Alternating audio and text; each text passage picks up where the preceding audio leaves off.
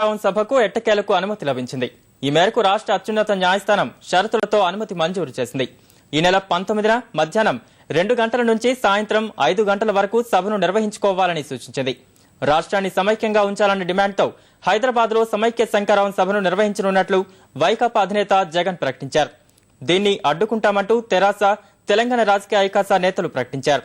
దీంతో సభ నిర్వహిస్తే శాంతి భద్రతలకు విఘాతం కలిగే ప్రమాదం ఉందని భావించిన హైదరాబాద్ పోలీసులు అనుమతి నిరాకరించారు. దీంతో వైకాపా నేతలు హైకోర్టును ఆశ్రయించారు.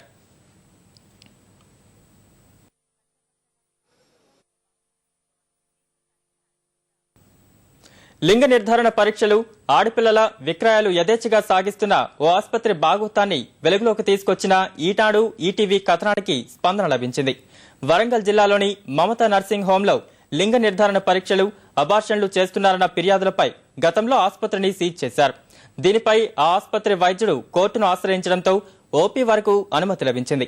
అయితే మళ్లీ ఆపరేషన్ నిర్వహిస్తున్నట్లు తెలుసుకున్న జిల్లా అధికారులు నర్సింగ్ హోంను సీజ్ చేశారు.